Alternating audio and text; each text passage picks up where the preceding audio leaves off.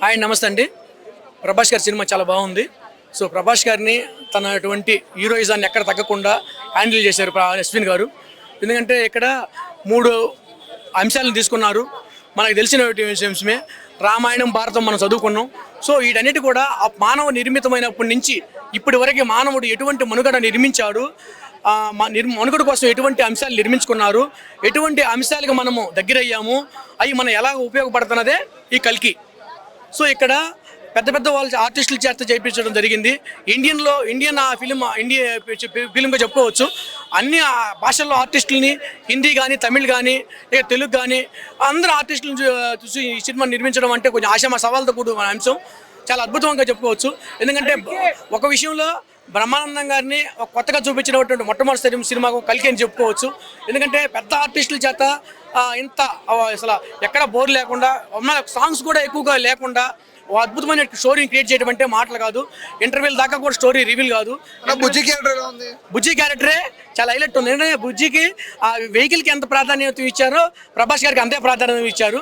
రెండుకి రాబోయే రోజుల్లో గాలిలో ఎగిరే కార్లు వస్తాయి కదా, ఆ కార్లకు ఆధారంగా ఇది ఉందన్నమాట. భవిష్యత్తు కమల్ హాసన్ గారిని భూతకాలంలో చూపించారు. అందుకనే కమల్ హాసన్ గారి క్యారెక్టర్ ఎవరికి చాలా ఇమిటేషన్ కాదు. ఆయన స్టోరీలో బ్యాక్గ్రౌండ్ ఉన్నట్టే ఉంటారు, కానీ రాష్ట్రంలో ఇమిటేషన్ చేస్తారు.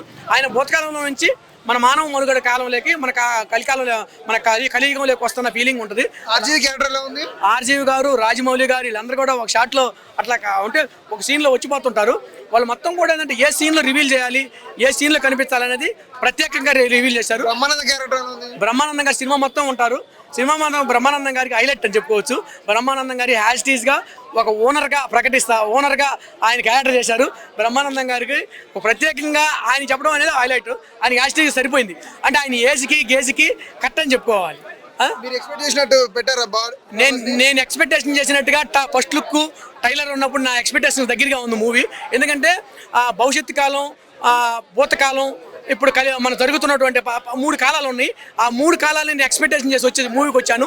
సో టోటల్గా నా ఎక్స్పెక్టేషన్స్ టోటల్గా దగ్గరగా ఉంది. నేను అందుకని చాలా హ్యాపీగా ఫీల్ అవుతున్నాను. ఒక మాటలో చెప్పాలంటే మూవీలో హైలైట్స్ అంటే ఏం చెప్తారు? మూవీగా హైలైట్స్ అంటే అమితాబ్ బచ్చన్ గారు అంత ఏజ్లో కూడా అంత ఫైట్ చేయడం ఉంది. ప్రభాస్ గారిని అంత హైలైట్గా చూపించడం అంటే మానవ మనుగడ నిర్మితమైనప్పటి నుంచి ఇప్పుడు దాకా తీసినటువంటి అంశాలు. అదే అవతారంలో కూడా చూసింది. అదే మనం అవతారంలో కూడా కొత్త ప్రపంచాన్ని చూసాము, ఇక్కడ కొత్త ప్రపంచాన్ని చూసాం. మన హిస్టరికల్లో రామాయణం, భారతం, అర్జునుడు, నకులుడు, సహదేవుడు, భీముడు అన్ని చూసాం. సో వాటన్నిటిలో కూడా ఈ సినిమాలో జోడించడం అనేది హైలైట్. సో మూవీని బీట్ చేస్తా దంగల్ మూవీకి అసలు ఆ సబ్జెక్ట్ వేరు. దంగల్లో 666 ఇవన్నీ వేరు. ఇండియన్ నెంబర్ మూవీగా ఇది కొంచెం అంటే మనకి ఆస్కర్ తోటి రాజమౌళి గారు తనదైన జెండా ఇతర దేశాలకి జెండా ఊపితే, ఇక్కడ ఇంగ్లీష్ వాళ్ళకే మన స్పైడర్ మ్యాను, మన పోతే ట్రాన్స్ఫర్ అని చూసాం. సో ట్రాన్స్ఫర్ మనం ఎంత ఎమోషనల్ ఉంటుంది, స్పైడర్ మ్యాన్ ఎలా ఎగురుతాడు అని కూడా చూసాం. కాబట్టి వాటన్నింటినీ కొంచెం తలపించే విధంగా ఉంటుంది. కానీ ఇంగ్లీష్ వాళ్ళకి మాత్రం ఒక సవాల్ ఇచ్చినట్టే ఉంటుంది. ఓవరాల్గా రేటింగ్ ఏం తీసారన్నా? ఇట్టు బ్లాక్ బస్టర్ అంటే నా ఇట్టు రేటింగ్ ఇట్టు. Okay, thank you. ఇట్లా మీ పెట్టల ద్వారా మీ అభిమానాలు కావాలి, నన్ను కూడా సపోర్ట్ చేయండి. ప్రతి ఒక్కరు మీ అభిమానాలతో మరి నేటి తరానికి కొంచెం మరో మిట్టి ఎదగాలని మీ ఆశీర్వాదం కావాలని మీడియా మిత్రులందరూ కూడా నా స్నేహితులు. సో నేను చెప్పేటువంటి మీ అందరూ కూడా నన్ను సపోర్ట్ చేయండి.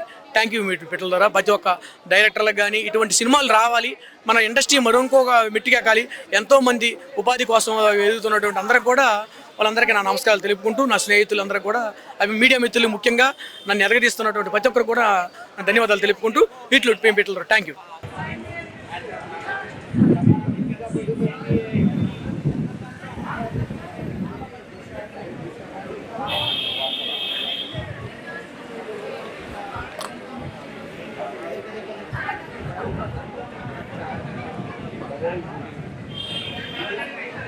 అని చెప్పాను, స్పాయిలర్స్ వద్దు.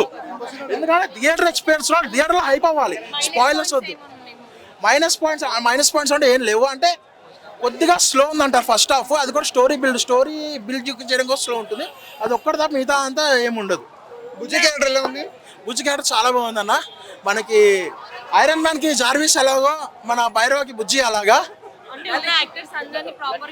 ప్రాపర్గా యూజ్ చేసుకున్నారు. బట్ కేమియోస్ ఉన్నాయి ఇందులో. ఏంటంటే మనకు జస్ట్ ఇది ఇంట్రొడక్షన్. ఇప్పుడు ఈ ఇంట్రొడక్షన్లో ఏంటంటే అందరి క్యారెక్టర్స్ గురించి కంప్లీట్గా చెప్పలేము ఈ ఇంట్రొడక్షన్లో. సో అందుకని ఏంటంటే అందరినీ ఒకసారి అలా కెమెరా ముందు కనిపించి తీసుకెళ్ళిపోయాడు, వీళ్ళున్నారు అన్నట్టుగా. బట్ క్లైమాక్స్లో మాత్రం ఒక విశ్వరూపం అన్నట్టు చూపించారు. మహాభారతం ఫ్యాన్స్ అయితే మాత్రం మహాభారతాన్ని అయితే బాగా యూటిలైజ్ చేస్తారు నాగశ్విన్.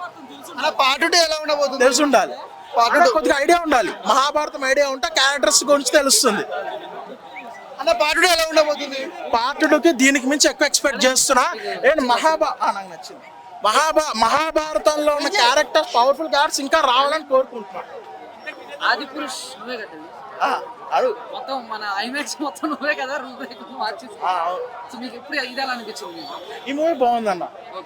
ఈ మూవీ చాలా బాగుంది. ఎందుకంటే ఇది మహాభారతాన్ని అండ్ సైంటిఫిక్ని ఫ్యూచర్లో కలికి వస్తే ఏం జరుగుతుంది అండ్ మహాభారతాన్ని ఫ్యూచర్ని ఎలా లింక్ చేయాలి, అప్పుడు పురాణాల్లో మన ఫ్యూచర్ ఎలా ఉంటుందని పురాణాల్లో చెప్పారు. ఆ పార్ట్స్ కూడా డాట్స్ అన్ని కరెక్ట్గా యూటిలైజ్ చేస్తున్నాడు నాగశ్విన్. ముందు నాగశ్విన్కి చాలా హ్యాట్స్ ఆఫ్ అసలు మనకి హీరోని గురించి మాట్లాడడం కంటే, యాక్టర్స్ గురించి మాట్లాడడం కంటే ముందు మనం ఫస్ట్ ఆఫ్ ఆల్ మాట్లాడాల్సింది నాగశ్విన్ గురించి. అసలు ఆ ఐడియాకి హ్యాట్స్ ఆఫ్. అసలు మహాభారతం రిఫరెన్సెస్తో వచ్చే గూస్ బంప్స్ ఏవైతే ఉన్నాయో అవి వేరే లెవెల్. అసలు ఫస్ట్ హాఫ్ చూసుకుంటే స్టోరీ మోస్ట్ ఆడే ఫస్ట్ హాఫ్ దగ్గర నుంచి చూసుకుంటే చాలామంది ఒకటే అంటారు ఫస్ట్ హాఫ్ స్లో ఉందని అంటారు. అది మీకేంటంటే ఒక క్యారెక్టర్ ఇంట్రొడక్షన్, ఇది కంప్లీట్ స్టోరీ కాదు. 2 పార్ట్స్ ఉన్నాయి. ఇది కంప్లీట్ స్టోరీ కాదు. చాలా బాగా డీల్ చేశారు. అంటే అది కూడా ప్రభాస్ గారిని ఎక్కువసేపు సినిమా అంతా ప్రభాస్ ఉన్నాడు మనకి. ఇంకా చాలా కేమ్ చేస్తున్నాయి, క్యారెక్టర్స్ ఉన్నాయి. ప్రభాస్ మొత్తం సినిమా ఉన్నాడు. ప్రభాస్ వన్ మ్యాన్ షో కాదు ఇది. బట్ ప్రభాస్ ఎప్పుడైతే కనిపిస్తాడో ఆ ప్రభాస్ని చాలా బాగా యూటిలైజ్ చేసుకున్నాడు నాగశ్విన్. అంటే ప్రభాస్ని ఎట్లా యూటిలైజ్ చేసుకోవడం అనేది క్లాసులు చెప్పాలి. యూటిలైజ్ చేసుకోవాలని పార్ట్ 2 అయితే దీనికంటే మించి ఉండబోతుందని ఎక్స్పెక్ట్ చేస్తున్నా. గ్రాఫిక్స్ అయితే అన్ని ప్రతి ఒక్క క్యారెక్టర్ చాలా చిన్నగానే ఉంటుంది. అంటే ఫస్ట్ పార్ట్ ఏంటంటే ఈ క్యారెక్టర్స్ ఉన్నాయనే ఇంట్రొడక్షన్. బాగుంది. కమల్ హాసన్ గారు ఆయనే పార్ట్ 2 కైనా పార్ట్ 1 కైనా స్టోరీకి ఆయనే మెయిన్ విలన్.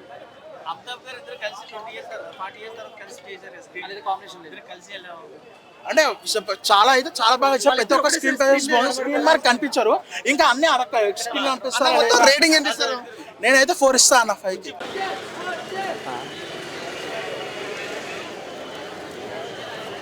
అదే వాళ్ళకి టికెట్లు ఉన్నాయా?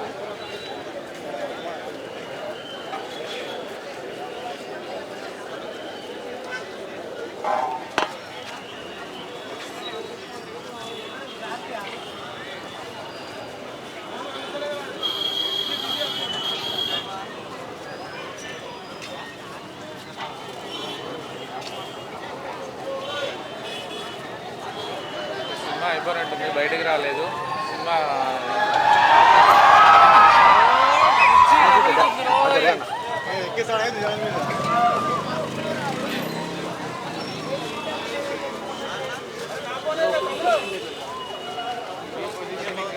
మూవీ అయిపోలేదు.